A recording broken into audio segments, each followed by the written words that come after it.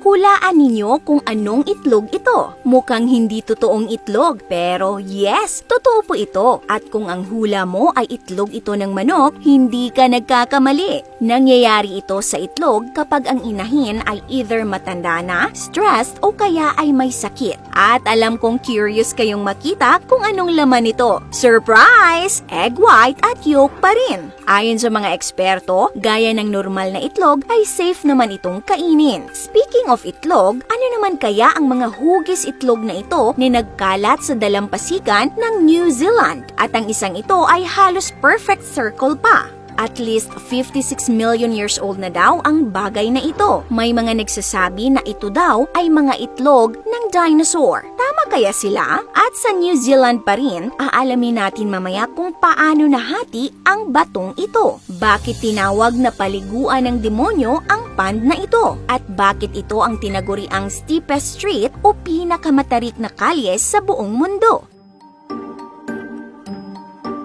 Ang Moeraki Boulders ay ipinangalan sa maliit na bayan ng Moeraki sa Aotearoa na baybayin ng Otago, New Zealand. Ang bahaging ito ng dalampasigan ay protektado ng pamahalaan bilang isang scientific reserve. Ang mga naglalakihang bato ay may kakaibang crack lines na kung tawagin ay septeria. Ang komposisyon ng mga bitak sa bato ay pinaghalong dolomite, quartz at calcite. Kaya tuloy mukha itong dambuhalang itlog ng dinosaur na malapit ng mapisa. Ang pinakamalaking bato ay may diameter na 3 meters at 2 tonelada ang bigat. Ayon sa mga eksperto, ang mga bato ay nabuo noong Paleocene period, 60 milyong taon na ang nakalipas. Ang mga pinakamalaking bato ay sinasabing posibleng inabot ng mahigit 4 milyong taon para mabuo. Paano kaya ito nabuo? Mula sa seafloor, naipon ang mga organic sediments gaya ng halaman o shell na binalot ng mineral na nagsilbing simento. At ayon sa pagsusuri, ang komposisyon nito ay putik mula sa dagat, pinong buhangin at clay na nasimento ng mineral na calcite. Ang halos perpektong hugis bilog naman nito ay resulta ng milyong taong paghampas ng alon. Dahil sa walang tigil na paghampas ng alon, unti-unting nawasak ang mas malambot na batong bumabalot dito hanggang ma-reveal yung siksik na spherical na bato.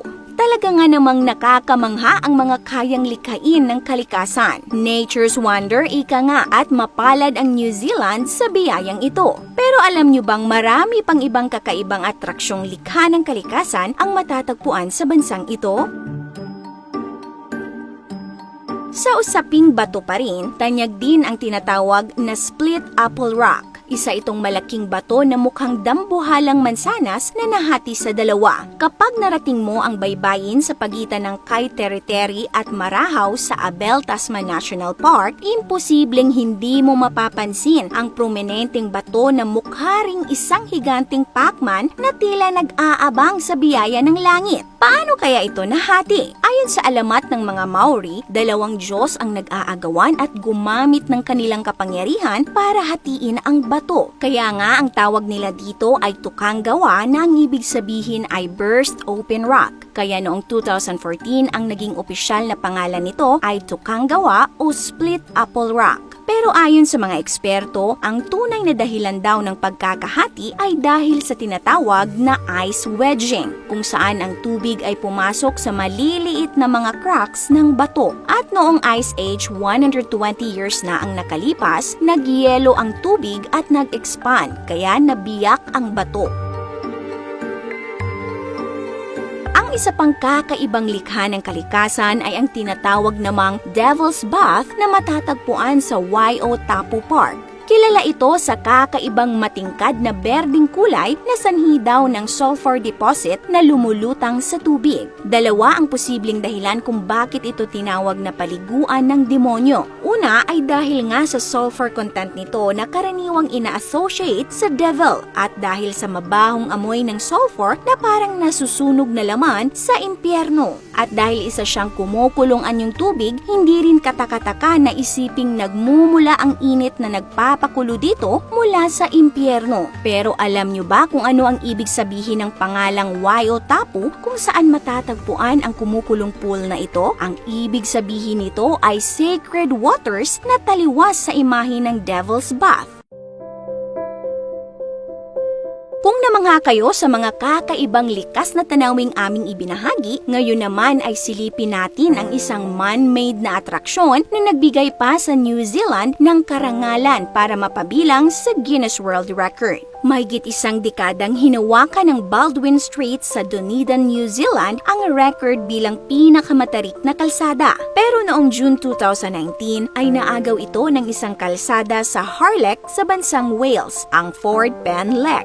Naitala kasi nito ang slope na 37.5% kumpara sa 35% ng Baldwin Strait. Pero sa pangunguna ni Toby Stove, isang surveyor ng Dunedin, ipinaliwanag nila sa Guinness na ang tamang pagsukat ng slope ay mula sa gitnang linya ng kalsada sa halip na sa gilid. Kaya gamit ang bagong pamantayan sa pagsukat, naitalaga ang Baldwin Strait na may mas matarik na slope na 34.8% kumpara sa 28.6% ng Ford Pen Lek. This video is brought to you by Locaupin Sliding Egg Container. Convenient na pang-aesthetic pa. Check the link na nasa caption at comment section.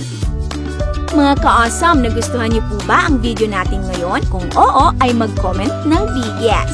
This is your Ate O from Our Republic. Hanggang sa muli and stay awesome!